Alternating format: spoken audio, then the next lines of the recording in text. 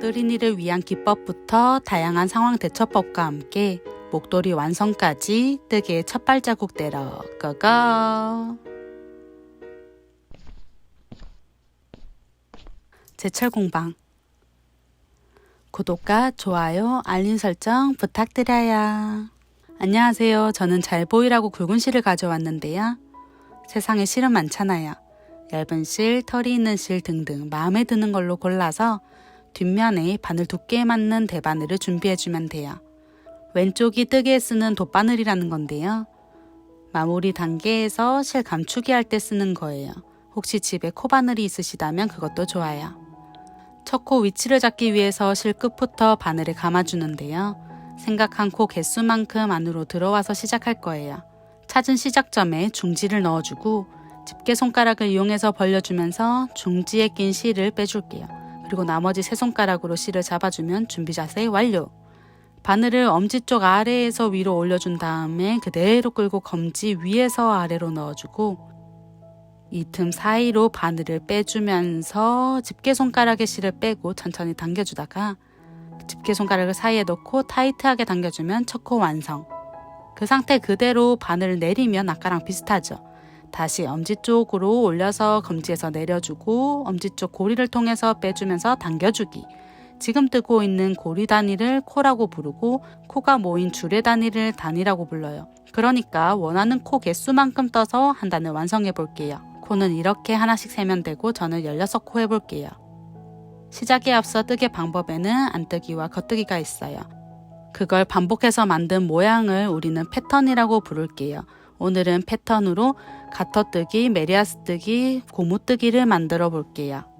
뜨개 했을 때 일반적으로 생각하는 모양이 안뜨기인데요. 이렇게 바늘에 코 기둥이 일자로 깔끔하게 걸린 모습이에요. 안뜨기보다 볼록 튀어나와서 떠진 이건 겉뜨기라 하고 작업면에서 짜임은 이런 느낌이에요.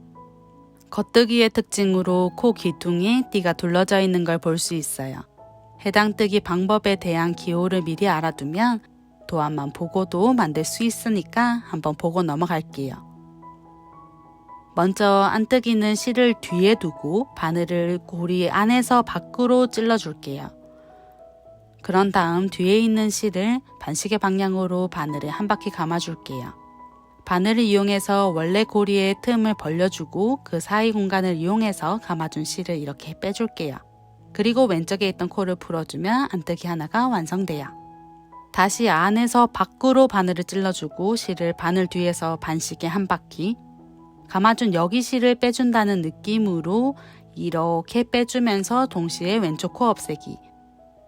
동일한 방법으로 마지막까지 쭉 떠주게 되면 안뜨기로만 이루어진 한 단이 만들어지게 되는데요. 바늘 바로 아래 짜진 모양이 방금 뜬 거라고 보면 돼요. 겉뜨기는 바늘 위에 실을 둬야 해서 실을 왼손에 두고 바늘을 이번에는 바깥에서 안으로 찔러줄게요.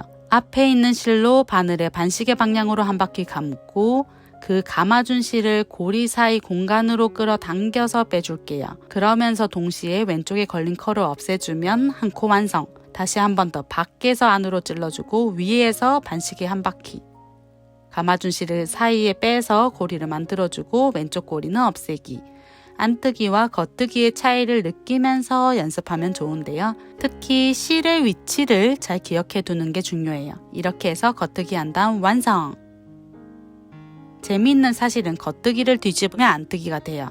그 말은 겉뜨기 한 단을 뜨면 그 뒤는 동시에 안뜨기로 한 단이 떠진다는 건데요.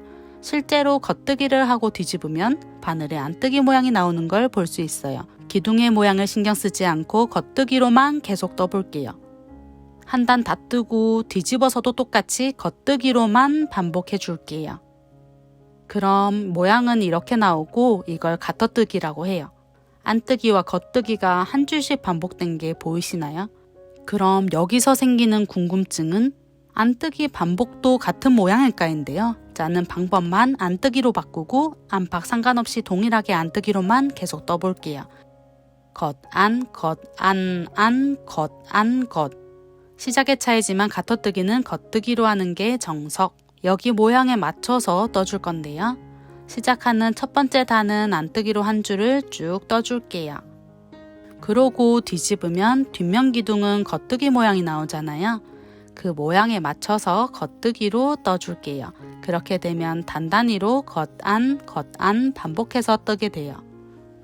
그럼 이런 모양이 나오고 이걸 메리아스 뜨기라고 해요.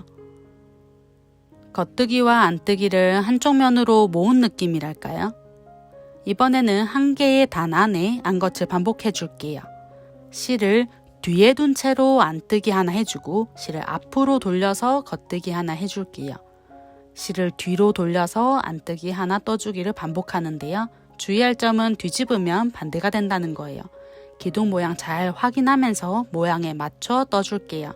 그러면 이렇게 한 코 고무뜨기가 돼요. 방법은 동일한데 안겉, 안겉이 아니라 이번에는 한 줄에 안, 겉겉으로 반복해 줄게요. 그러면 바늘에 이렇게 나와요. 한 콧대보다 더 들어가죠? 이게 두 코 고무뜨기예요. 가터는 뿌띠 목도리, 메리아스는 스웨터, 고무뜨기는 소매처럼 상황에 맞춰서 짜주면 좋아요. 이건 다음 실을 이을 때 쓰는 매듭 방법인데요. 영상을 천천히 보면서 모양을 따라 만들어 줄게요. 스퀘어 매듭이라는 친구인데 이렇게 잡아당겨주면 세상 튼튼하게 묶이는 매듭 방법이에요. 꼬랑지를 바짝 자르고 쓰시기도 하는데 이렇게 실을 남겨서 숨겨주면 더 튼튼해서 좋아요.